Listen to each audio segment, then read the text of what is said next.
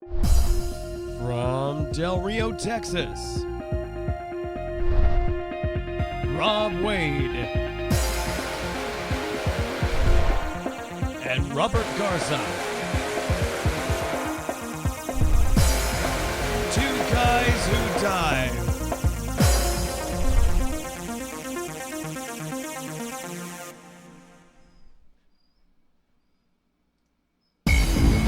This episode of Two Guys Who Dive, recorded live, 12 July 2014, episode 108, Expand Your Horizons.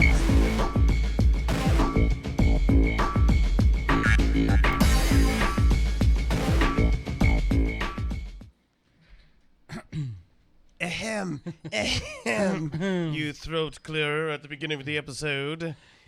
Welcome to another exciting episode of Two Guys Who Dive, and I'm your venerable host, Rob Wade, and I'm joined with my co-host, Bobby Flamingo. Yes, excuse me one moment while I add another member to our group here. Come here. Uh-oh. Oh my gosh, you are a hot mess right here. This is Ronan. Say hi to everybody. No? Okay, fine. Be that way. It's been a crazy week here at the Casa de Wade and out at the job site. How about you? Same deal. Training. Training? Training all week. It's been very hectic for me. And what, pray tell, have you been training? I've been training the officers on law updates. Oh. And CPR certification. Oh, yeah. So how's that going, by the way? It's good. I did my my 4 trainings for the month as promised. Right. So now it's up to the other guy to do his one, if he ever decides to do it. Oh, wait a minute. His what? His one class. Oh, one class. Oh, Yeah. So this was a train the trainer kind of thing? Negative. Oh. The thing is, we got a new guy. He's got an instructor certification. The new guy. The new guy. He got an instructor certification through the state, and Oh. he's like me. He can actually do training for law enforcement officers. Cool. So it's kind of like, breaking the mold and getting him to start doing it. Right. It's It's tough when you go through the training to become a trainer, and then you actually have to teach it the first time because you're kind of stumbling through, well, how's your process going to work? How are you going to relate to the students? It's one thing to in your head go through it Right. or practice it in front of nobody. But when you have real people that are going to throw you some curves that you may not have experienced in getting spun up, you're like, okay, how do I deal with that? Yeah, and that's the trick is learning how to overcome those kind of obstacles. Yep. You obviously know, just as I do, Yep. you can never anticipate anything, or let me rephrase it. You can anticipate it, but you can never really be truly prepared for everything. True. There's True. times when somebody will ask you something, you just really, hey, I don't know. But when you start kind of shooting from the hip and stuff, and I've been in classes to where the Ooh, instructors... as a law enforcement officer, that's not necessarily a good turn of phrase. Yeah. Gotta shoot from the hip while doing CPR. Yeah, no. And the thing is, I've been in trainings to where, I know and everybody in the class knows that the instructor really doesn't know what he's talking about. Yeah. And you kind of just like start looking at like, what? Yeah. So, but anyway, hopefully he'll get these things going. I kind of finished all of my stuff already, so now I can focus on helping him get his lesson plans and all his material ready. Yeah. So he can start doing his class. Cool. Well, that's awesome. Yeah. That's awesome. We at the base, of course, getting ready for another one of those inspections, with the federal government and obviously military. Inspections are a big thing. Anybody who has ever been in the military, what this stuff is about. And, of course, we're gearing up for ours, and I don't think I'm really revealing any national secrets or anything like that. But, normally everybody gets kind of spun up over that stuff. They're trying to, go over their programs, make sure that they're following compliant with everything. This one is a different approach, and to be quite honest, people have been focusing on, do we have this, that, and the other thing, people aren't nearly as spun up this time about it, and I'm not sure why. I mean, we've got our jobs to do. And as they keep shrinking the military, you have fewer and fewer people, less resources to get the job done. Right. And so I'm thinking maybe everybody was like, you know what, we're getting the mission done. If you want to ding us for not dotting this I or crossing this T, okay, we'll take the hit. We're doing what we can with what you've given us. Exactly. Kind of thing, you know. And of course, in a related story to the effects of the cuts, I guess our current administration decided to send out pink slips to a number of the officers who are currently serving out downrange in Afghanistan and places like that. In other words, what the current administration has done, and this includes Department of Defense, our Secretary of Defense. This includes the chiefs of staff of each of the branches. You know, they're all complicit in this, but apparently what they've done is, you know, because they're trying to cut the budget for subsequent fiscal years, they've decided the officer categories, I'm sure some listed ones are coming along too, but they've decided some officer categories that they're not going to need anymore. And so they've already sent them, by the way, when you come back, you need to be looking for a job. I'm like, how absolutely stupid is that? That just amazes me. You know, well, here's the thing with the current government, nothing makes sense. Well, because they lose emails, and then they find there's. Oh, I was getting dressed for work the other day, and I saw on TV. Yeah. I think it was CBS or something like that. They were I guess one of the bunch of, you know how they have these committees where you go and ask for money or whatever for the upgrade of the IRS. The U.S. embassies in different countries. Yeah. Right now I can't remember her name, but she's Hispanic. She's one of the ones that had to go and ask for the money to update the embassy, the U.S. embassy in England, in the U.K. Oh no! It's a huge glass box. Wait a minute, the embassy in England. Yeah, the U.S. embassy in the U.K. It's a huge glass box, but it's supposed to be able to take like a direct nuclear hit or something. What? Anyway, it's more secure, more modernized, very nice, but it's going to cost $1 billion to build it.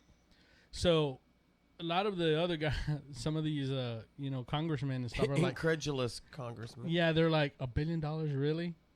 You know, was that even possible? I mean, you could have, like, instead of doing a glass all the way from the bottom to the top, maybe you could have put, something here, and windows. We could have saved, 3 or 4 million. Right. And some people have their heads in the up and locked position. That just, I could see if some of the embassies in countries where we have conflicts going on, looking for some money to help build up the security, shore up the walls, the doors, the windows, and that kind of thing for those places. Yeah.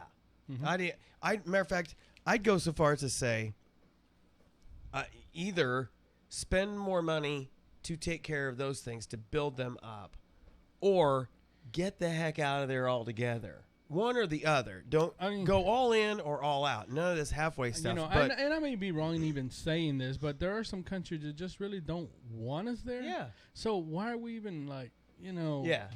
Yeah, this whole thing over with Israel has really got me upset, because the United States and others are kind of saying, now, Israel, you need to kind of let them have some more land. You need to quit. No, don't overreact. I'm like, hello, they're being attacked by other people. I'm like, defend yourself. Do what you gotta do, because obviously we're not quite prepared to do that. We're just people. I mean, okay. We live if you don't know about where Robert and I live, we live on the border of Texas and Mexico. Okay. Now we're fortunate in our sister city across the way, Acuna, is relatively safe. There is stuff going on, but it's compared to all the other places where you hear all these horror stories going on. We're currently, that could change at any moment. We're currently pretty safe. Okay. Now, we don't allow our military to go across there. I don't go across there, but you can. It's a hassle. You can get back. It's a hassle. You don't have to worry about too much as long as you're just observant. Yeah. Okay. So, Del Rio and Acuna are kind of the exception that proves the rule. So I don't want to paint all gloom and doom around here. Okay. But we live on the border, so we have the reality. We see the reality of all the stuff that's going on. Okay? Now, it is amazing to me that the leadership of our country is still saying our borders are secure when you've got thousands upon thousands of little kids making it across the border. Okay? How can you tell me your border is secure if little kids can make it? There's no, I'm thinking, I'm trying to envision an 8-year-old scaling a piano wire fence or slanted concrete with spikes. It ain't going to happen. So that tells you our borders are not secure. So I'm like, our governor, Perry, who has his faults. There are things he does and things he says. I'm like, really? Raggy? But he's like, okay, seriously, we've got an issue here. They're streaming across. And then our president decides to come down to Texas for some fundraising for the party, for his party. And he kind of tells our governor, who says, I'd really like to, while you're here, I'll come to meet you, but let's have a chat about this. Well, I'll do a handshake photo op on the tarmac as when I land. Yeah. And thank you, Governor Perry, for saying, I'm not interested in a photo op. I'm not interested in a handshake. We need to seriously talk about this problem of people just willy-nilly coming into this country across the Texas border, and we're not able to handle the health problems, all the other challenges that these minors, these kids, are bringing across. Forget even the security part of it, which he obviously was concerned about that too. But there's the actual welfare of these people coming across. We are not equipped to deal with this because our borders are not secure. Correct. So we don't have Tara and I were kind of laughing about how suddenly the position descriptions for all the Border Patrol are going to be changing diapers, all these things that they are not a nursery. They are not a child care center. And yet that's what we're turning our unused space in Air Force bases and military bases into centers to collect these people. And yet, so finally, the president decides, okay, let's have a chat. But, of course, he was going to bring all his buddies along. Yeah. So it was like one guy saying, we've got an issue, and all the president's buddies kind of ganging up on him. So we don't know exactly what was talked about. Hopefully, Governor Perry got to make his point. But interestingly, people kept asking, even his own party were asking, Mr. President, could you maybe find a little time to actually go to the border and see all the stuff that's going on? Go to the Border Patrol places where you've got all these people collected and see the situation here. And he says, I'm not interested in a photo op. This shouldn't be theater. I'm fully aware of everything that's going on. I'm thinking that from the president, who scandal after scandal after scandal after scandal has said, This is the first time hearing about this. I heard about it on the same news reports you did. You know, well, just like that, you know, he had said, you know, I'm not interested in I'm aware of the situation. My boy or my team or something like that has been down there to see it firsthand. Well, no, Governor Perry was like, no, I need you to see it. Come down here so you can, you know, you can see the ramification of all these people coming over here. Yeah. And then, well, even at that, as they're cutting military, they're also cutting like federal law enforcement. Right. You know? Right. So they didn't cut. I don't think they cut the number of staffing, but what they did was they cut the amount of overtime they can work. Right. And these guys, that's why they're always out there, is because they're making, you know, buku amounts of money. Right. You know, it's you know, crazy amounts of money. But they're out there working and they're patrolling the borders. They're protecting us. Yeah, you know, and that's what they're doing. So of course, who doesn't need more staffing? I'm not saying that. But what I'm saying is, you know, if you can't give us more people, then allow the current staffing to work a little extra. Well, you know, what's funny about this is he started out by asking for $2 billion to help with the situation down there, which, of course, anybody with any kind of fiscal responsibility was saying, exactly how do you plan to spend this $2 billion? In other words, you came up with this number so quickly. What's your actual plan? What are you going to do with this? And now it's escalated to almost $4 billion. And people again are asking, what exactly are you going to do with this money that you should have already been doing? And when they start looking at some of the details, of which there aren't very many, there's like money going towards firefighting, you know, having to do with battling these wildfires or something. I'm like, wait a minute. You said you're asking for money to help with the border issue, and you've tacked on a few $1 million for wildfires. You know, just we can't afford all the entitlement stuff we're doing as it is, but we seem to be shifting money away from the things that the federal government is actually supposed to be doing, and that we're in dire straits needing protection of our borders to help these people help handle the situation of these people. Because the fact is, secure border or not, these people are in our country now. We can't just thumb our nose and ignore them and just say, okay, just kick them back across the border. We've got to do something. We've got to do the right thing. Right. And then in the meantime, we're sending pink slips to our valiant fighters and tacticians and strategists working hard to protect our interests overseas. And we're telling them, oh, by the way, when you get home, you clean out your house. Yeah. You know, thank you for your service. Bye. But not so much. So, no, you know, and it's tragic. It really is. I mean, they're out there risking their lives, and then to come back to what, you know?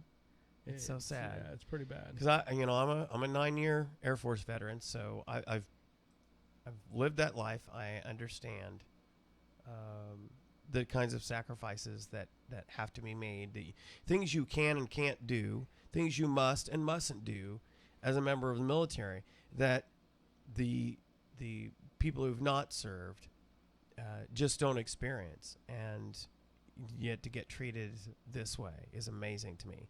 And like I said, people are wanting to lump all of this on the president, and I always try to be fair. This didn't happen in a vacuum. This kind of decision also happened with the inclusion of our Secretary of Defense and the chiefs of staff of our various branches. This doesn't happen without them giving the thumbs up, or at least not objecting. Right. You know? So there's enough blame on this to go around. And probably, I'm sure, a number of even so-called conservative, members of Congress signed off on this, because there's various committees that help make these decisions. Oh, of course, too. So of course, yeah. There's plenty of room on all sides to go around on this, and this is just wrong, just wrong. So anyway, craziness and all that stuff. Last week, did a quick dive out at Spur 454 here. Water temps are coming up a little bit more. Cool. I was wearing my 5 mil full still, but I was very, very comfortable. And I got down to 84 feet and was very comfortable. Visibility was dismal. Oh, man. It was really bad. I had my flashlight with me and everything. It was packed, though. Really? I mean, there were boats and people everywhere. Yeah. What's so funny is, I go out there and there's all these people like, you going diving? Yeah. Yes, I'm going diving. That always baffles me when we show up with all our gear. We're gearing up. Oh, you guys are divers? Yeah. Gee, what give it away? We could probably come up with like the top 10 most predictable questions we get asked when we show up diving in a place. I have that T-shirt that says, I can't remember what it says, but it's the top 10 questions or something. It's just funny. We always show up somewhere. Oh, you guys are divers? What do you all see down there? Is there any sharks? Yes. Yes. Yeah, are there any sharks? How long can you stay down? Yeah. How long can you stay down? Is there any sharks? Is there like dangerous sea creatures down there? Right. I think that's the biggest one that we always get. What kind of creatures have you seen down there? Really? Have you found any treasure? Sure. I got all these questions, by the way. Last weekend when I went diving, I came up at the of course I had my dive flag with me, and I got to a part of the wall where the overhang was just so dramatic that the dive buoy, basically the cord snagged on the rock, and I couldn't. If I wanted to let out a lot more line, I could have kept going, but I thought, you know what? I've been down long enough. I wasn't even close to using up all my air, but I've been down long enough. And I thought, okay, well, I got my fix, So I thought, well, I'm going to go back. So I headed back the other way, and it unsnagged, and I'm reeling back in as I'm working my way back up. And I surfaced pretty much right where I dropped down. And with the exception of one group, almost all the people had changed. There was one group that had their little tent up, and they were still the same one. Oh, did you have fun? Yeah. And as a matter of fact, I did find treasure on this dive. I found on a ledge. I don't know how it actually landed on it. I mean, we're talking about a sheer wall, and there's one little ledge about this big, and there's a pair of perfectly good condition, probably cheap, but perfectly good condition sunglasses with silt on them sitting right there. And they should have fallen off and gone all the way to the bottom. Yeah. So I stuck those in my BC pocket, and I came up, and they said, did you have fun? I said, yeah, I always do. If even in the worst conditions, I have fun. But I said, you asked me if I found treasure before, and I said, I did this time. I said, do you want a pair of sunglasses? So I gave them the sunglasses. And then these three little girls were tossing rocks from the shore, and they turn around and saw me come up. And one little girl says, we thought you were dead. Okay. I said, what? Yeah, we thought you were dead. She was probably 7 years old. We thought you were dead. Really? Why'd you think I was dead? Well, we didn't see your little floaty thing moving, and you were down such a long time. Oh, they thought you were holding your breath or something. I said, nope, everything was fine. I said, it just got snagged on the rocks there, and so I decided to work my way back. And then, of course, then they continued on with all the standard questions, how long you can stay down and blah, blah, blah. But of course, diving for me is like sex. The worst I ever had was wonderful. So I love diving. Well put. It's true. So I had a good time. Yeah. I seem to recall the one time when we were doing actually training when we came up. It was during, I think, an Easter at the park. Remember? Oh, yeah. I mean, there was like people everywhere. We came out with seaweed. Creature looked like everybody was looking at us. I'm like, we were completely covered with hydrilla and seaweed and everything. It was nasty getting out of where we actually exited the water, and there was no way except to go through it. And when we came out, we were covered in it. You would have thought we were like special forces or something. We're all camoed. I mean, the only thing that was missing was our rifles, weapons. Our weapons. It was great. But it was pretty neat. It was pretty cool. A lot of fun. All right. So, All right, real quick movie reviews. Did you see any movies this week? Negative. No. Darn. Well, we did. We actually saw Earth to Echo. Okay. I heard about it. One of my friends who is pretty on the level like with me as far as movies are concerned. He said it was okay. His son really liked it, but he didn't really care for it. And then he kind of was telling me about it, so he gave it all right, but he didn't give it, something like dramatic. Well, as I expected, it was really kind of this generation's E.T. Mm-hmm. Okay, so it had those elements, but it was kind of like E.T. meets Batteries Not Included. Do you remember that movie? Yes. Where it was all these little robots that were kind of flying saucer and stuff. It was that kind of thing. Oh wow. Yeah, so it was kind of interesting. Graphics were cool, kind of a neat storyline. The kids, the dynamic of the kids was pretty cool. There was the obligatory girl who kind of imposes herself into the environment, into the team. She kind of saves their bacon a couple of times, and it was kind of a bittersweet story, but a good ending to it, and kind of it was a nice little kind of twist. Cool. On the alien, an alien visits, lost and alone and trying to get home, kind of thing. So it was pretty good. Planet. That's not what I wanted. Yeah, there you go. I was trying to think of what was the previous Planet of the Apes movie. Was it Rise of the Planet? Rise. Rise. Was it Rise? I want to make sure because of what yeah, must have been. Of course, the first of the reboot, I guess, of the Planet of the Apes movies, you had Planet of the Apes, and with Mark Wahlberg, and I thought it was a nice little twist on the old story, the original. I actually liked it. It got panned by a number of the critics, but I thought it was pretty cool. And then the next movie was Rise of the Planet of the Apes, and this kind of followed the... it gave, another twist on how the first talking apes, came to be. Whereas in the original series, it had to do with... Zira and Cornelius somehow figuring out how to raise and actually launch Taylor's, or who was the other guy who came after Taylor? James Franciscus played.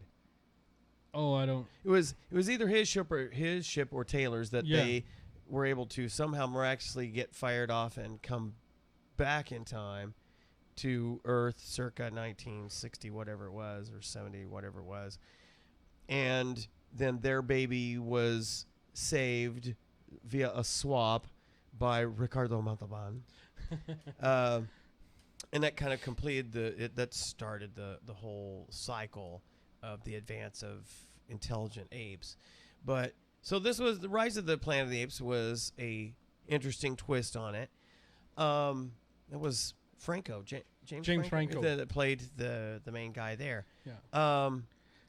Dawn of the Planet of the Apes is a few years later, where the same virus that helped transform the apes also is deadly to a number of humans, and so ultimately it's apocalyptic and all that fun stuff.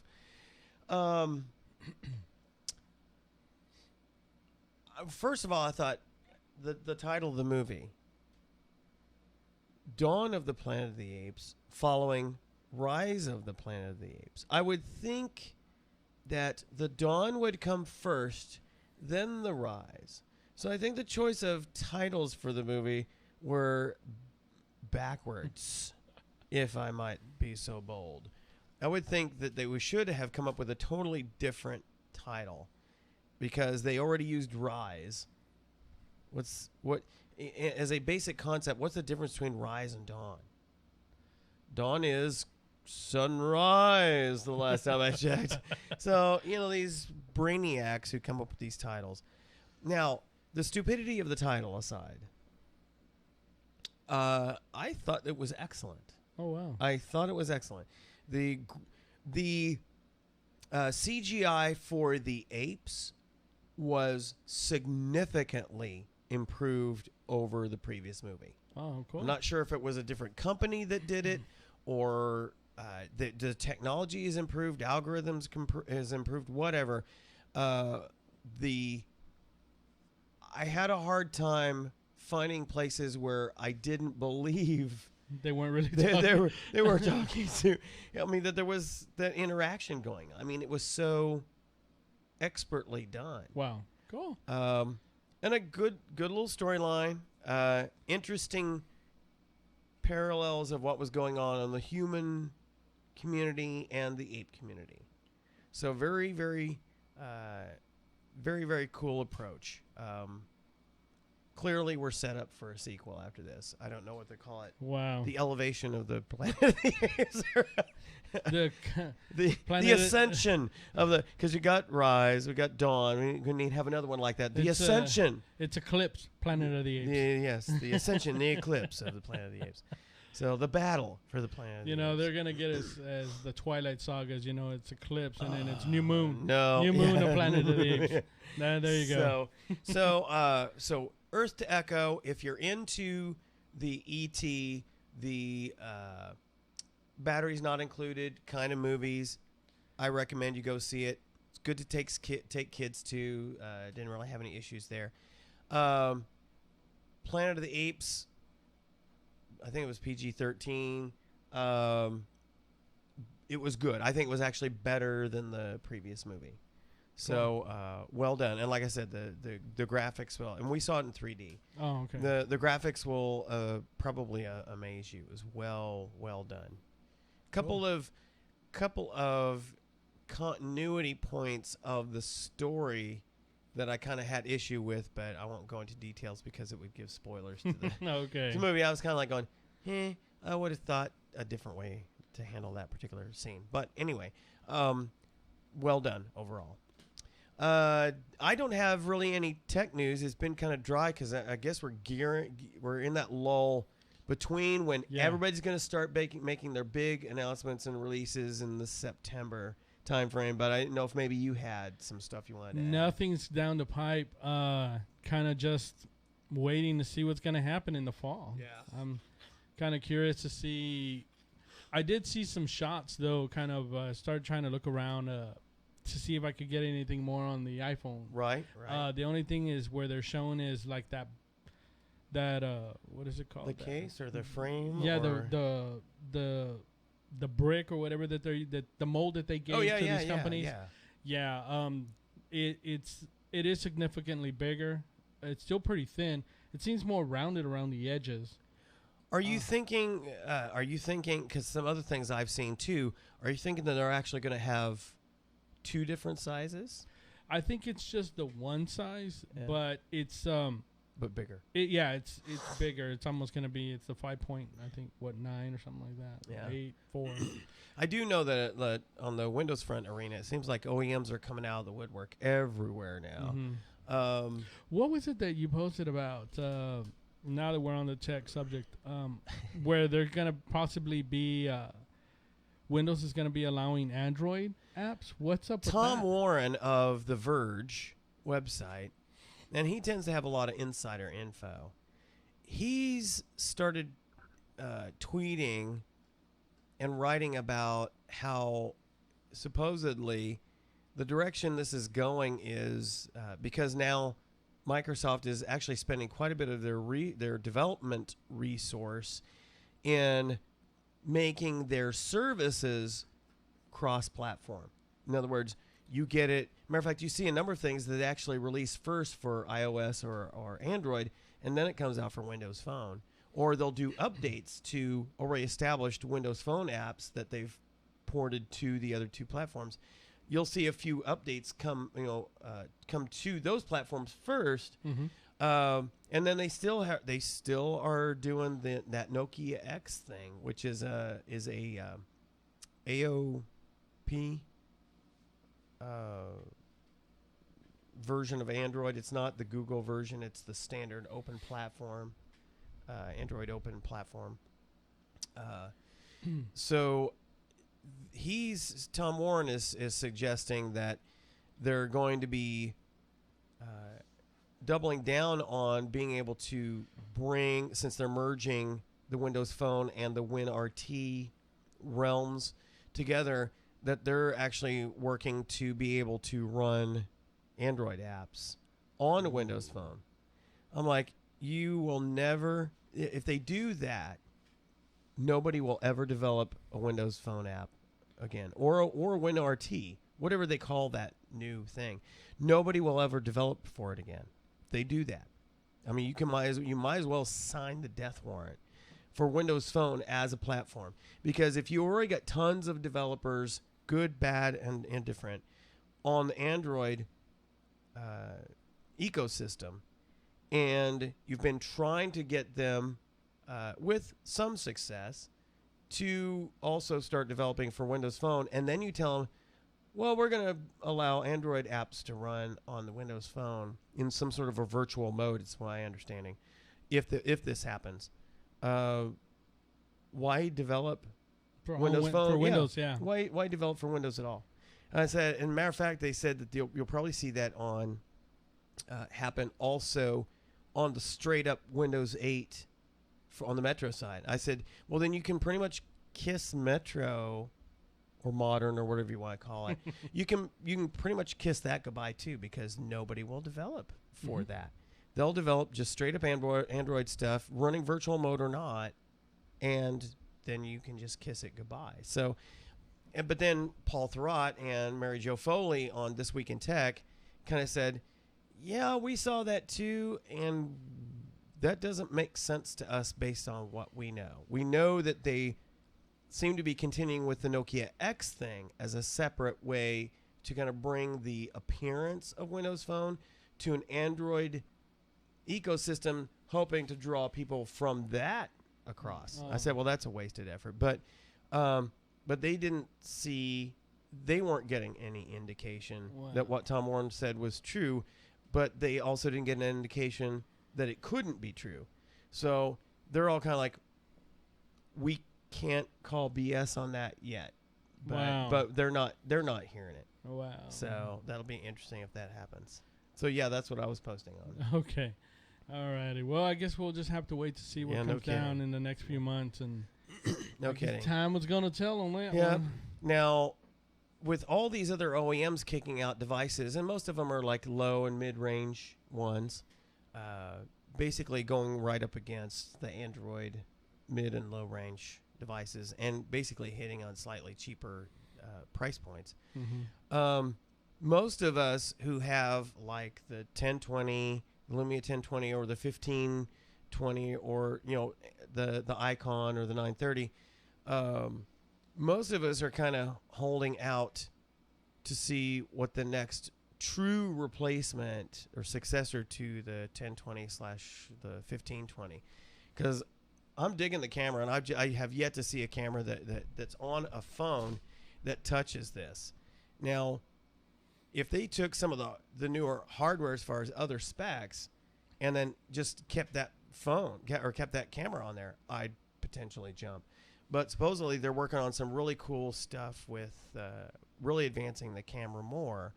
So there's kind of like this weird ethereal place now. All these OEMs have finally gotten on board because it's now free to develop or free to include Windows Phone as an OS. So that no longer it's no longer a hobbling thing compared to Android, which is free as well.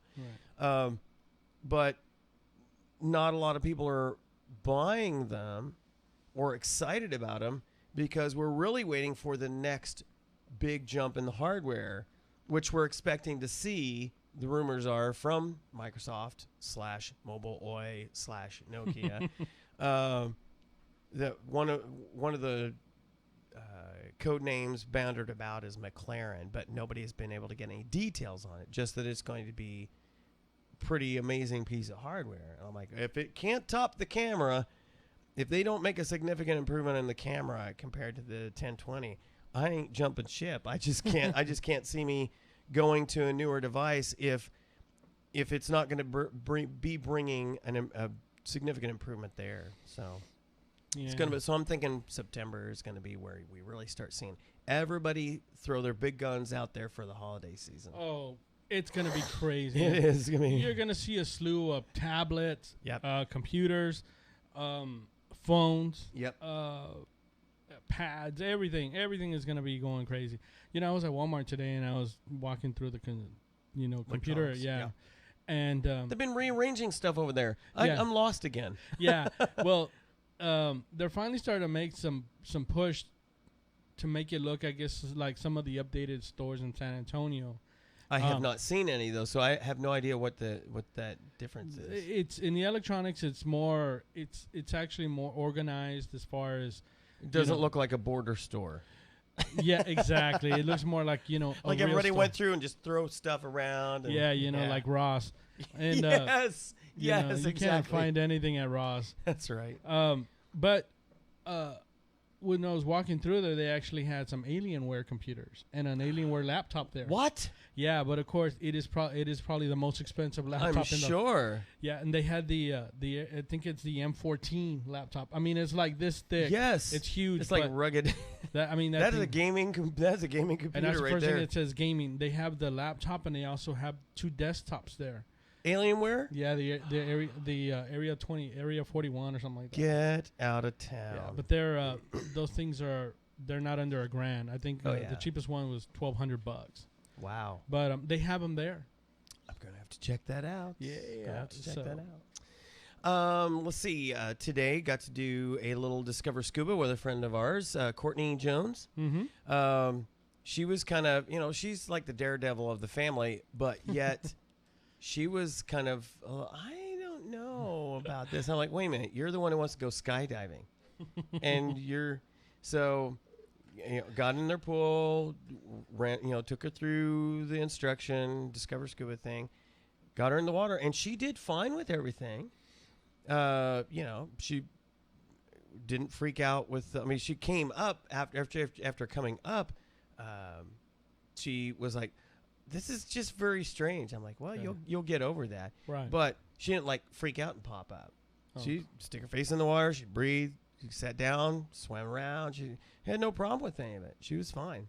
But she's not quite sure yet if it's the thing she wants to do. I said, we need to get you up to Balmoral. We need to plan another big trip to Balmoral and take you up there. That's where you see why it's so fun to do this. Yeah, definitely. Different than the pool, although it was great in the pool. But yeah, you learn a lot in the pool, and I think it's good if you're gonna have issues, they'll manifest themselves real quick there. Exactly right. But when you go to places like Walmart, it's just no comparison. I mean, come on. Yeah. You see all the fish coming up to you and saying hi, turtles biting you. Turtles biting you. So, in other news, of course, I'm a person, as a Christian, I believe we're put in dominion over the earth, and we're supposed to be good stewards. That doesn't mean we put ourselves last. We are the top of the food chain. Mm-hmm. You can't be a caretaker of something if you aren't in command of it all. Okay? So I ascribe to the biblical perspective of our place in this whole planet and the universe. So I believe we should be good stewards, but we don't have to get nuts about it. I'm not a global warming activist. I think most of it is bunk because the whole planet, the whole solar system goes through cycles. It can be that much can be demonstrated through various examinations of our various strata of plant life and fossils, etc. There are plenty of indications in science that we've had plenty of fluctuation. Mm-hmm. We've had ice ages come and go. In other words, after an ice age, what you have a period of warming. Mm-hmm. It has to be some pretty significant temperature increase in order to melt back glaciers that were well down into the United States. Mm-hmm. Okay, So it's all part of the cycle. And so I don't buy into all this. Everybody's freaking out over all the climate change garbage. It's going to flex. We adapt and we move on until it's time for there to go check, please. Yeah. But interestingly, new studies indicate that the Great Barrier Reef, which has been having a rough time for a number of reasons, is actually much more resilient than they first thought.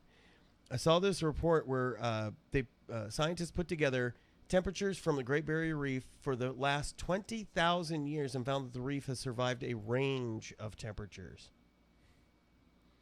So, I know, right? Let's see. They said that they found it to be more resilient to fluctuations in temperature than previously thought. I mean, what were they thinking? Well, when you use only more recent data and rely heavily on computer modeling, which the computer models are designed by humans, which can be easily and are easily influenced, biased, prejudiced based on those designing the models, okay? In other words, I could make a model that leads me to think a certain way if I want to. Right. And that's exactly what's been going on. But when sometimes you accidentally are more honest and objective in how you look at the data, you start finding out the real truth about things. And said they found that the water temperatures on the reef 20,000 years ago were up to 5 degrees cooler than today, 20,000 years ago. But then they reached close to modern day temperatures around 13,000 years ago. So again, there was a pretty significant change in an increase in the temperature, and the Great Barrier Reefs are still here. So they really survive the fluctuations in temperature. Yeah, I mean, because and it's like anything else. You think about sharks. Yes. Like they can't determine, like the great white shark. Right. They can't determine how long it's been here, but it's been here for a heck of a long time. Obviously, obviously these things are they're gonna adapt, and I agree with you with your comment as far as saying there is changes within the solar system, within the universe, and we can't. If in that time ever does come, we will not be here. Yeah. It's going to be, long time from now.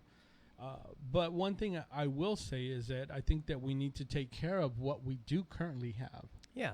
There are ways to be good stewards, and we've done, at least in the United States, we've worked towards more fuel efficient vehicles, and we're more conscientious about littering, although a lot of people in my neighborhood are not. We're doing more to control emissions in our power plants, things like that. We've chosen plants that actually recycle some of their own waste. So we're doing a lot that has actually had some improvement. But there's only so far you can go without actually destroying the engine of your society completely. And that's where I get into debates with people. It's like, let's make the smart choices, not the knee-jerk choices, and just arbitrarily. It's like the whole $2 billion now $4 billion that the president needs for. I'm like, where did you get that information? Don't come up with this arbitrary. You must cut emissions by 50% in the next 5 years. Why? Where's your data? And don't show me these models you just got these people to create for you. Show me how that is going to impact things. Now, another part of the debate that a lot of people like to ignore is that we can be as clean. We could kill, if we decided as a country to kill all industry, kill all power generation, to where we go back to at the rural agricultural days, the early days of this country, when it was all wood-burning stoves and fireplaces.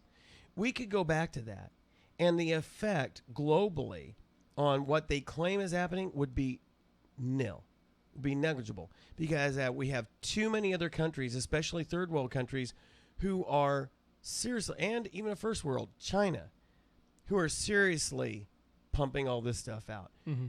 That makes what we do, any effect that we have on it, negligible. Now, I'm not saying that gives us a license to just, well, let's party like it's 1999. I'm saying that don't just keep let our science work and let us adopt new technologies that allow this stuff to happen, because it only makes sense to let it happen, to let technology advance at a pace that makes sense. Don't arbitrarily force an artificial suspense on when to get this done. Just say, keep the progress going. Find smart ways to incentivize that. But don't just say, you will do this or you'll go out of business. I'm sorry, that's just not, that's not America. Yeah. So speaking of studying, learning more about our world and what's going on, a few episodes back, we kind of introduced you folks to the Fabian Cousteau, his Mission 31 project, where they were going to spend 31 days. Well, they were planning to spend. Was it 31? No, it's more than that. They were going to be spending. He was going to beat his grandfather's record for time spent underwater. And so they've got this Aquarius. Let me switch to screen region here. They just finished that project. Now spending the longest time continuously submerged in underwater habitat. Busted the record. And they finished that project on 2nd of July. So it was pretty cool. If you go to the mission-31.com website, you can see, various details. I think their website's very cool, by the way. And it talks about just some of the highlights. Mission 31 went deeper than previous missions of like design. Went longer than the Cousteau legacy by one full day for 31 days. Went further. So they added more capabilities, and I guess this is the picture of the habitat they lived in, or a drawing of the habitat they lived in. It was very, very, very cool. See some of the gallery here. It's not very much of a gallery. I guess we click on photos. Hello. Hello. Really? Where's the photos? I clicked on photos. You saw me. There we go. So here's a little bit of the habitat. It's probably not going to let us open the picture. See, it's cool. They get the hard hats with the communication system. That looks like the setup they used in The Abyss. Yeah.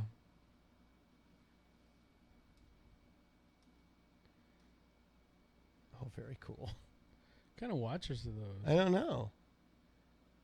It's pretty neat. They get, I guess those are the girls. And those are the boys. I'm guessing.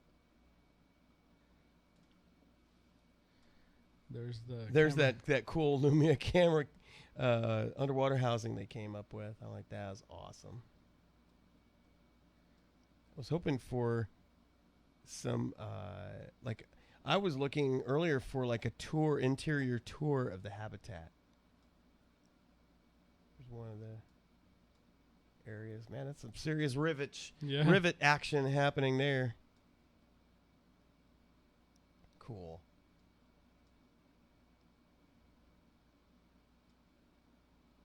Kind of cramped quarters there. Spent 31 days in that place. You got a crack. Yeah, I'm gonna crack. Crack. Yeah, that was pretty cool. So they learned a lot of things. When you can actually watch, observe undersea life for a long period of time, you get to record more data than you could simply by having cameras or snapshots in time. You can actually interact with the situation and decide on, dynamically as conditions change. Oh, you know what? Let's look at this because we've never seen that before. And so you get to focus on things that you never got to focus on before. Mm-hmm. So congratulations to the Cousteau legacy continues. That's pretty awesome. cool. So the title episode is Expand Your Horizons. And I've been, getting some pieces of equipment, some replacement pieces of, accessories, etc., as well as just stuff for the dive classes. And I came across something that I'd kind of seen in different places, but it seems to be really starting to take off, and that's kayak diving. And that doesn't mean you're like standing on a kayak and then jumping up and doing a jackknife or a swan dive into the. No, this is actually instead of taking a full blown boat out to a place to dive, you take a kayak. Now you even have ocean kayaks, which is pretty cool. So I was looking around and I was like, well, let me see if we got some really bona fide, this is, cool ways to set up kayaks. And kind of put together a little bit, it's not an exhaustive list, but some different opinions people have given for why get into kayak diving. One of the items that came up was it's easier to enter and exit through surf. Cool. So if you have a high surf where the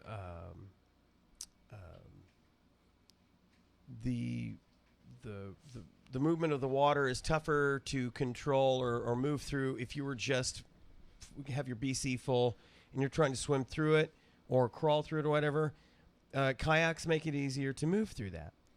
It's easier to reach sites that are farther away from your starting point rather than doing the surface swim kind of thing. You can stay warm and dry, although, they would say this, and I'm like, well, but you're in a kayak and you're not fully protected. I suppose if you had some sort of overgarment or something. So you could stay warmer and drier before and after a dive, which is pretty cool. Well, I guess you could carry, I guess maybe, because some of them, I guess you can put like a blanket or something on there, or throw your, cover yourself. Yeah, with let me that. switch to so you can see kind of some of the examples we're looking at here. Let's see. Some type. Oh, no exhausting surface swim because it's easier to paddle in a kayak. Oh, that's true. Some types of sea life are easier to approach. They may be underwater, but you could see them from above if you got a place that's got great visibility, especially if it's ocean kayaking. And then you could drop right on the area. Rip and other types of currents are less of a problem. You can get into tight places that regular boats can't. That's sure true. Yeah. That is sure true. There may be like a cove area that that a regular boat can't get through to get through like a tight opening that you might be able to skate through in a little kayak. Now, like in some of the areas, back when the water was up and, it was closed off to actually boats, that doesn't include a kayak, right? Right. They can just go right in there. Yeah. So, perfect. Absolutely. Your support craft is always near because they're light enough that you either, there's a couple of ways you can go. You can go with the smaller ones, which we'll show you in more detail, some of these. You can get some of the smaller ones that they become your dive buoy. Yeah. Because they have little things where you can post your little dive flag on them. And so that can be what you're towing around above you. And so wherever you come up, you just climb back in your kayak and away you go. That's pretty cool. That is a cool idea.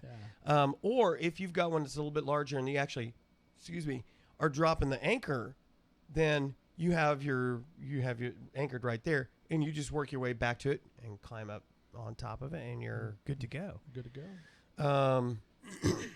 It's easier to bring an extra tank because you can just throw that on there, depending on the size, obviously, of the kayak. A kayak provides a place to rest during the surface interval. True. You can just relax, just lay back and just enjoy it. Especially if you're anchored off. Yeah. Just kind of relax. Absolutely.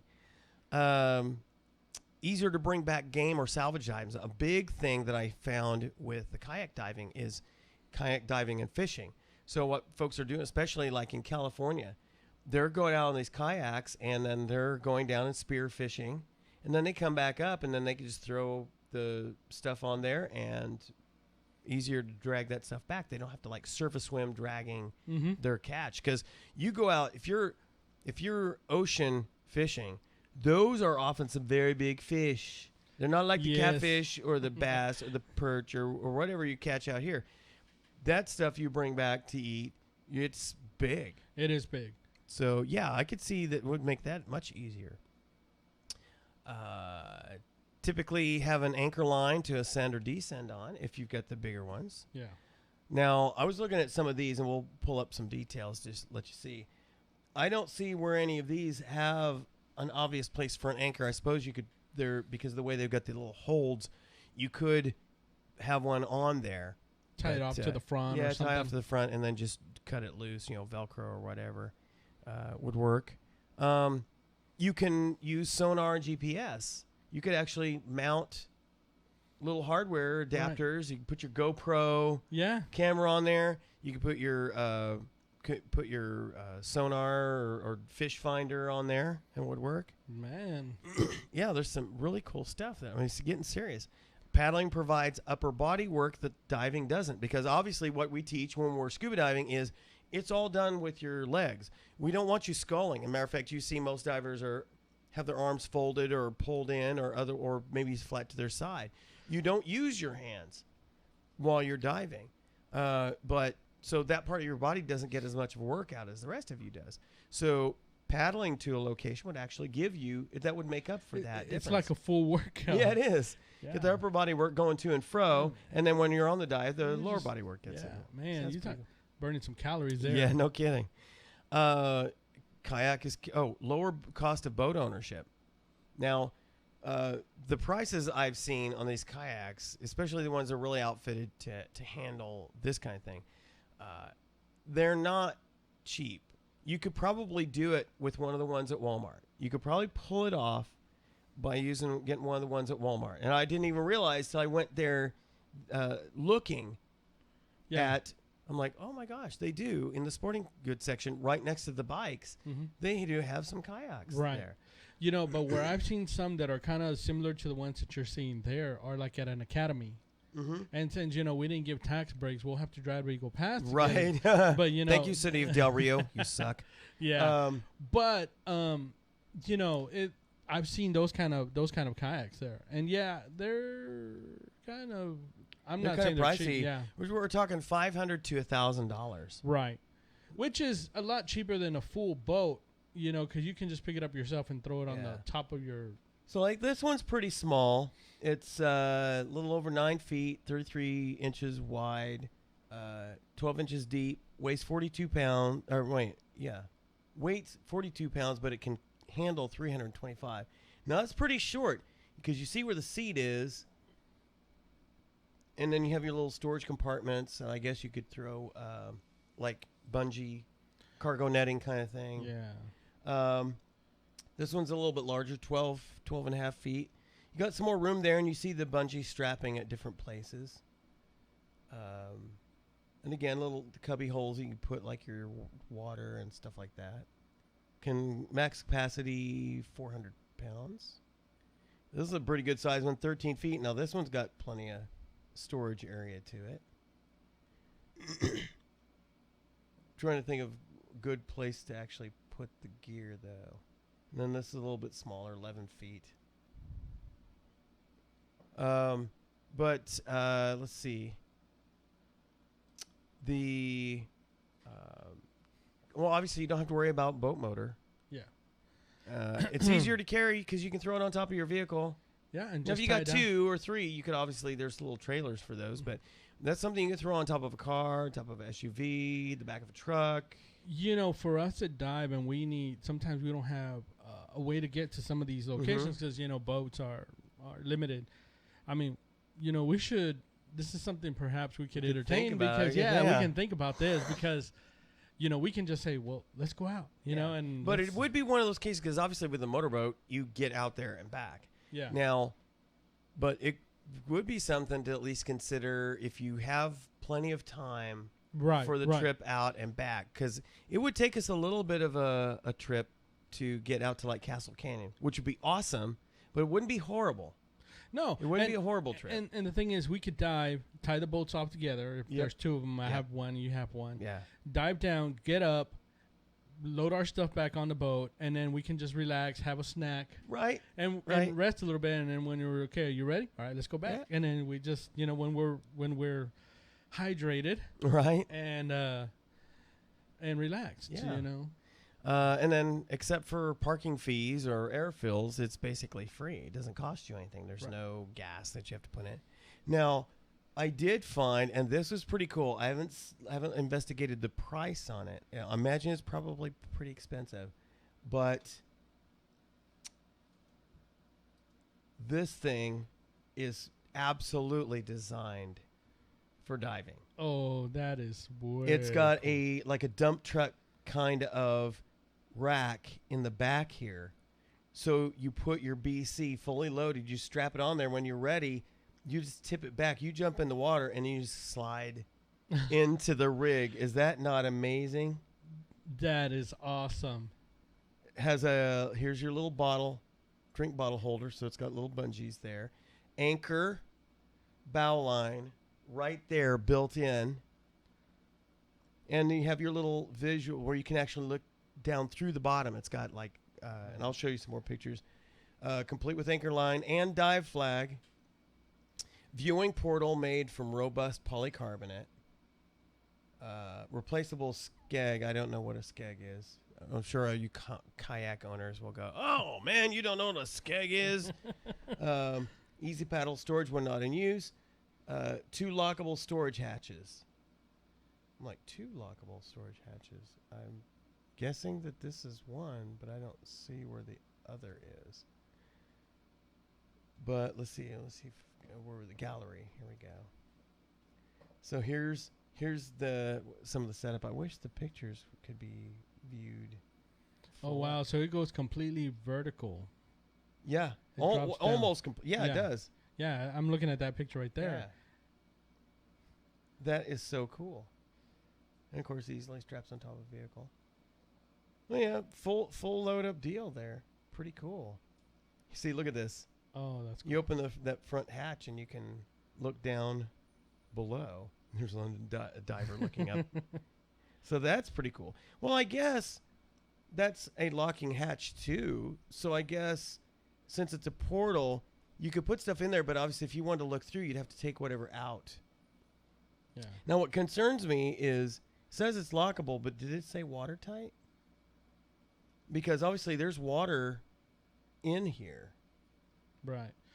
It might be where he was splashing around. It might be, but if I wanted something that was like a dry well kind of a thing, maybe you would probably have to get a kind of like a Pelican case or something small just to put like your phone and other things up there. So what is the price on that? Oh no, let me go back and see if I'm not actually going to buy one, but let's see who makes that Ryber. Looks like it's UK. It is. Ryber. Maybe they'll give us a break since we're building Here you go. a $1 billion building there. Okay, so this thing, that's like a sport kayak. Oh, look at that. It's got like a little sail. We're set. That's all we need. That is hilarious. Yeah, Water World, here we come. The world's only dive kayak. Well, it doesn't give you the price. Oh, wait a minute, does it? Okay, so 549 pounds. What would that be US dollars?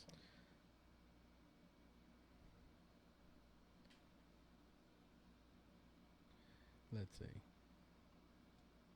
Don't know. Let's see if there is another site that actually shows it. You're looking at calculation? Yeah. Yeah, 549 pounds to US dollars. So this is, what do they call this? I guess the Ryber dive kayak. Let me see if I can find that. Ryber dive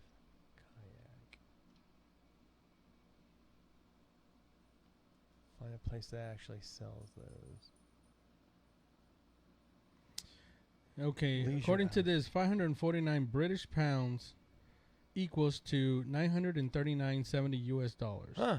That's not as... That's not bad. That's $1,000, not as bad but as I thought it was gonna it's got be. everything that we would need as far as gaining access to our equipment and everything else. But so far, I'm not finding a U.S. distributor for this thing. Sports Lane. No, that's River. I don't want River. I want Riber.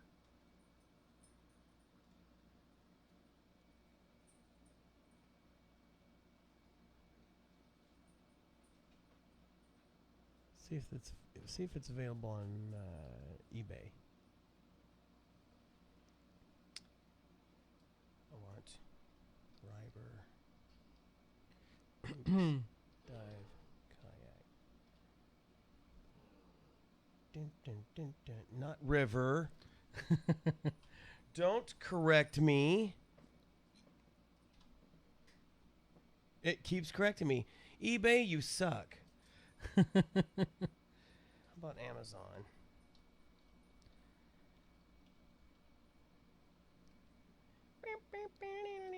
Okay, here we go. Riber. Dive. Kayak. Not to be found. Oh no, I'll have to do some serious searching to find out if there is a actual U.S. distributor for something like Right. that. That wouldn't be a bad investment. No, not at all. Actually, It really wouldn't. And if you needed to, you could always tow a smaller thing behind you if you needed some more storage or spare gear or whatever. that is pretty neat. You That know, we is never really stopped to cool. think about that. No, I'll be honest with you. And it was totally by accident. I was looking for other stuff, and I saw, I think it was on Leisure Pro, they had kayaks. And I'm like, why would they have kayaks there? And then I started looking online, diving with a kayak, and I saw that that's really taking off. The big thing is the whole diving and fishing thing. Yeah. That's the big popular. Well, I'm not about the fishing. No, but me just neither. being able to get to some of these Yeah. locations that we would love to get to. Absolutely. Just drop anchor and just Absolutely. go for it. I Yeah. mean, that would be cool. Yeah. Okay. So that'd be a way to expand your horizons. And- You can and add a new element to your diving. And you know opportunity. what? You don't have to always use it for diving. If you just want to go ahead and get some exercise done, Yes, absolutely. you already own a kayak and you can just go out there and do your upper body workout. Yeah, that itself is becoming more and more popular. Just know. we see kayaks out on the lake all the time. It just Yeah. never occurred to me to go diving off. of Right, one. and especially in the wintertime, if you're into the full water activity sports, Right. get a dive suit on and just go ahead and put it out at the lake and just, paddle out a certain way and then paddle back, and there you go. You got your exercise done. Yep. Okay, as we start to wind down there, I just wanted to throw this out there. My wife and I are alumni of the Air Force Tops and Blue Performing Showcase. We toured way back in '86, and then we also did some special shows with Lee Greenwood and Bob Hope in 1987. And our tour director for our '86 tour was a very talented guy named Percy Lewis. And he's produced a CD, more in the jazz realm and everything. He was battling, I don't even know the details of it, but he was battling a really bad health issue that just kind of suddenly came upon him. And unfortunately, this week, he lost his battle with it. There was some hope early on that things would go well. And of course, a lot of prayers were going up for a miracle to happen, but unfortunately, he did not win his battle. And so there's another beautiful voice in heaven, Percy Lewis, our tour director and a big time supporter of Air Force Tops and Blue. Sad to see, he was a young guy. He wasn't much older than me. Sorry to see him go, but prayers and best wishes to his wife Sherry and the family. And they're planning the memorial service in San Antonio. He was in San Antonio. they're planning that, so a number of people are probably going to be able to go in, head into San Antonio to be there for that. So best wishes to everybody who's in safe journeys, angels camped around you and all that as you travel into San Antonio to honor a very talented and dedicated person, Percy Lewis. Let's see. Anything else? We went after a little Discover Scuba thing. We tried out that new pizza place. Lou's? Huh? What is it? Yeah, they're right next to it. Used to be kind of sparse as far as the variety. Yes. But very good. Yeah. I could not. We each ordered a personal pizza. Oh, okay. And because you get that way, I could pick all the things that I like, because there are some things like mushrooms that Tara absolutely doesn't like. Right. And so when we buy pizza together, I have to forego certain things. But I was like, no, I'm going to go with the personal pizza and have everything I want on it. So I loaded up on the mushrooms. Right. Very, very good pizza. Yeah. And so I have a cold slice. It's going to be my late evening Your snack. Yeah, it's going to be my snack. But good food. Yeah, it's awesome. We tried it. I want to say maybe about a month ago. Yeah. I was at AT&T dealing with an issue with my son's phone, and I could smell it. So I figured, you know what? Because AT&T is right next door. Yeah, it's right next door. So I said, you know what? Let me go next door. Walked in there, just kind of looked, wasn't sure. I was actually just going to pick up a menu. Yeah. You know, and I just asked them, do y'all have a menu to go? And they're like, sure, here you go. I was looking at it, and then the girl asked me, would you like to order something? And I was like, how long would it take? She said, about 10 minutes. Nice. And I was like, okay, sure. Let me have your large pepperoni pizza. I just got plain pepperoni. Right. And then when I got it, I looked at it, and it looked like it had a bunch of like spice on it. It looked real covered. Really? Yeah. And what it was Parmesan cheese. Oh, they put the cheese, and Yeah. then they put it in there to cook, so it kind of it gets it kind of black. Yeah. So it looked like pepper, and I was like, "Is that pepper?" And I was biting into it, and no, it was actually it was Parmesan cheese. Nice. It was just cooked on top of the pizza when they made it. In fact, for those who are in the Del Rio area, I pulled it up on Yelp. Lou's Wood Fire Pizza. Awesome. So, and this menu you see in the picture here, that's pretty much it. There's no backside to it. Right. So you basically pick your type of pizza and size. They have small or personal, which the personal is about a 12-inch pizza. And they have their basic, here's what the floor is. And then you can add $2 a topping. You can add all these different toppings. Now, today was $1 topping day. Oh, cool. So you can save a lot of money. Yeah. Load it up on save those money. toppings. As a matter of fact, Tara, before we noticed that it was $1 topping day, Tara made a prudent selection of her choice of toppings. When we realized it was $1 topping, she said, "Oh, is it too late for me to add?" Yeah. So can I add this? Can I add? Yeah. So, but good pizza. Good pizza. They don't give you the option of like the pan pizza and all that stuff. It is like seriously original, real pizza type. So it's a thin crust, and it was so good. It was. It is so good. And then the other day we were at work. We were trying to decide. We had already tried everything, so it's like, well, let's have pizza. Right. And they asked me, and I was like, look, I'm a big Varsity Pizza fan. Right. I love their pizza. No, and I've never eaten there since they've become the pizza place. I like it over any pizza here in Del Rio. Really? Yeah. Even Lou's. Well, Lou's is pretty. It's the thing about it's different with us. Exactly. The thing is, when you go to Domino's, you go to Pizza Hut, you go to Mr. Gatti's, it's pretty consistent anywhere you go. Yeah. These guys, it tastes different. Mm-hmm. It's like it truly does. It's not a commercialized. It seems like of course they got all the all the stuff to make the pizzas. Yeah. But it's more of a personal cooked pizza for you. Yes. It's something that they're making. They got the dough, and then they're adding the sauce, and it doesn't taste industrial. Exactly. It tastes more like I made it at home. That's right. Mama Leone's fresh made pizza. Right. So it's a different taste. So then when I had Lou's, nice. It had a different taste, Yep. So we liked it. Yeah, and I liked it because it's different from everything that we're so accustomed to eating. True. It was a good change.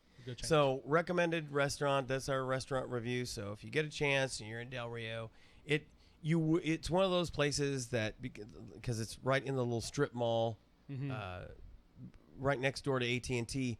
You'd miss it easily if you weren't really looking for it. Right. So if you see the Jack in the Box in our town and you see the little strip mall next to it, it's right in that strip mall. So just pull into the parking lot, check out Lou's Wood Fire Pizza in Del Rio, Texas. 2409 Veterans Boulevard, suite number 3. Del Rio, Texas 78840. Colors are standing by. So, yeah, good food. Which I'm going to get chance to have some more of here a little bit later. Let's hit some administrivia. Okay, next Dive Club meeting, 17 July at 7 p.m. at Rudy's Restaurant. Since all of my peeps from my praise teams are going to be out of town for the next couple of weeks, I'll be at that. So we're running out of dive classes for the year, but I've already got a pretty full list for the July class. Awesome. Got a couple from Lakey. Got another guy who's doing the online portion for the academic, so he'll be there for the in-water portion. And then I got a call from somebody who she and I guess her husband and their son are wanting to take the course, but they contacted me too late to get in on this one unless they also do the online portion.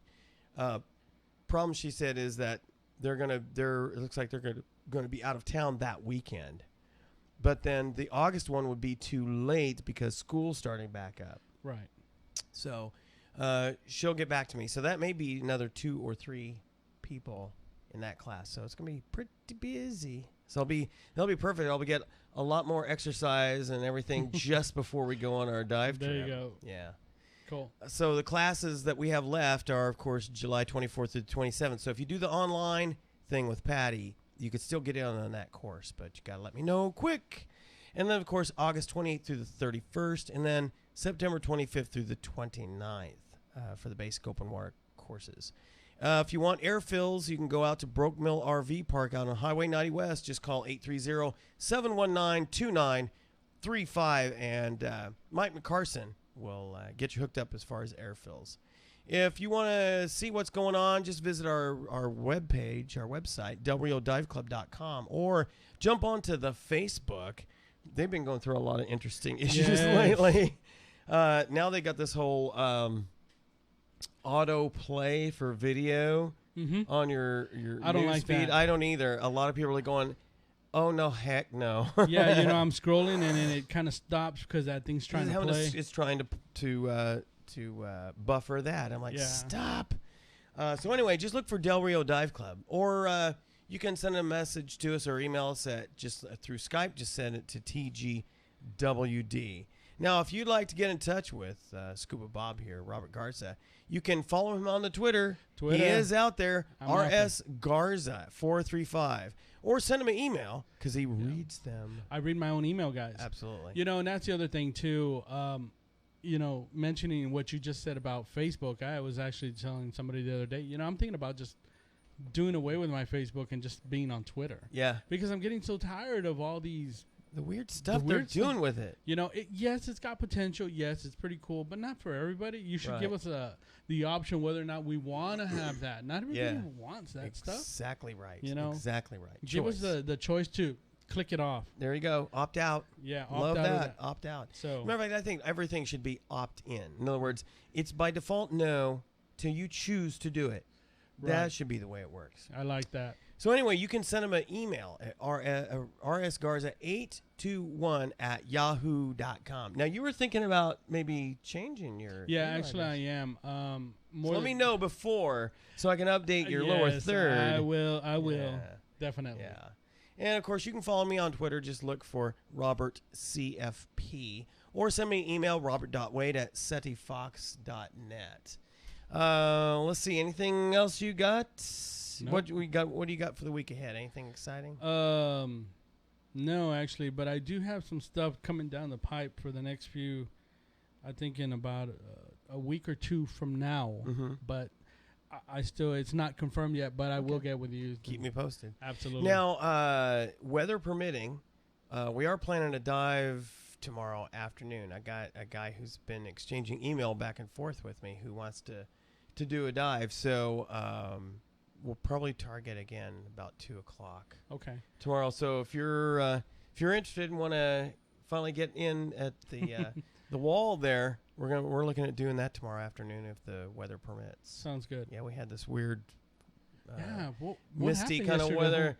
Well, when then we had the storm come in Friday, that was like, what? Yeah. But today, this morning was kind of iffy, and then it finally burned off and got nice. It was a good afternoon. So I've been dealing with a washer issue. Oh no. Yeah, it broke just this afternoon. So I was like, hey, we got a lot of laundry. What are we gonna do? Oh no. I hate public laundry. You know, we went out and bought a new washer. It was due already though. Where'd you go? We went to what is it? Sutherland's? No. Home Depot. Negative. Sears? No. Home and Auto. What is it? Del Rio Home and Auto? Yeah. Well, what's Don't they like charge an arm and a leg for all their stuff? No, actually, it was really Really? good. Yeah. We got a good deal on it. That's why I'll take it. Okay. And then I was like, well, we can deliver it on Tuesday. You can't do it today. Yeah, we can do it right now. If you want to, we'll follow you guys out. There we go. Let's go. Yeah, why didn't you lead with that? You know, lead with it. Would you like it now? Yeah, we can take it right now. Or would you like it a month from now? Yeah, so they were nice. I'm here to buy this because we have no working washer. So probably now. I think now would be good. How about now? Don't you see the despair on my face? Can't you smell the laundry? We've been wearing this for 2 weeks. Yeah, I know, but luckily we were able to get one, and they went, installed it. Yeah. Took them like 20 minutes. There you go. Went from one old washer to a so brand new. were they disposing of your old one? You know, they asked if for a fee, right? No, actually, they didn't even tell me a fee. They said if you want us to take it, we'll take it. And I was thinking to myself, no, because I know a guy who buys them just whether they're working or not. He'll give me some for it. Oh, okay. You know, but it's over 10 years old. Yeah. You know, I mean. Yeah. So it's done. It's done its duty. That's it. Cool. Well, cool. Enjoy your new washer. Yes, we had just replaced ours, as a matter of fact, just a couple months ago. Yeah, it finally bit the dust. It was like grinding, and it was bad. Well, we had this one had gone out last year, and we replaced the new motor to get it to spin, and it went out today. And I thought, you know what, I don't want to fuss with it. I've already messed with it. Yeah, I'm sure, of course, it's fixable, but I just didn't want to mess with it. You know, I figured the new ones waste less water. They're more efficient. That's true. Ours is one of those high efficient. Yeah, the one that we just got. Yeah. So since I'm no one who does the laundry, I'm actually looking forward to it. I'll have to let you look at ours and see if it's anything like what you got. Okay, cool. So, all right. So, sorry you're in there watching our inside baseball stuff here. Like, who cares about your wash? Just talk about more diving stuff or get off the internets. Okay, well, the reason we're upgrading to these high efficients is so that we can wash our dive equipment. No kidding. It is much nicer to stick your wetsuit in there. Yeah. Not have that center post sticking up where your zipper line gets all wrapped around there. I hate that. Yeah. So this one you can just throw it in there and it just goes. It goes. Just as a last thing, when I was needing to, I had to swap out a couple of hoses on regulators. I thought, okay, I'm gonna have to bring a tank and the regulator in and fill up the bathtub so I can lay the tanks down and make sure everything's sealed up properly. Mm-hmm. Open up the valve, pressurized system. I thought, you know what, it'd be great to have like some sort of a water trough or something like that. That would be a good size where I can fill it up and I can dunk all the BCs and stuff in there to rinse it all out. Right. And also do this kind of thing. I could throw a tank in there or multiple tanks and make sure everything, test out equipment. And so we went down to Tractor Supply and picked up one of those big Rubbermaid 100-gallon troughs. It's got the little plug on it. So it's like the one that they've got at in the back area of a Pet's Wish for helping clean dogs and things like that. And we got this thing back and we're sitting it on the porch there. And I told Tara, I said, on a real hot day and, you're here by yourself, you could fill that thing up and just be relaxing like it's your own little personal mini pool. And she goes, Well, let's not kid ourselves. We could both fit in that thing. Good one. So we may have our own little personal. It's like a personal pan pizza. We got a personal pool. There you go. That's cool. So anyway, we have a lot of fun here, and we hope you do too. If you're watching this either live or nobody was in our chat room, or if you're catching on YouTube later, because we always upload these after the show. We'd love to hear from you. We'd love to have you interact with us during the show. I'm getting pushed by my own dogs here. Love to interact with you. I'm still working on this one, sweetheart. We'd love to interact with you on the show, because what you ask us or tell us or suggest to us live, we will include it on air unless it's something not suitable for families. And of course we won't. We'll just ignore you, block you, whatever. Send NSA out to visit you. Yeah. Because we have that kind of pull. Yeah, we do.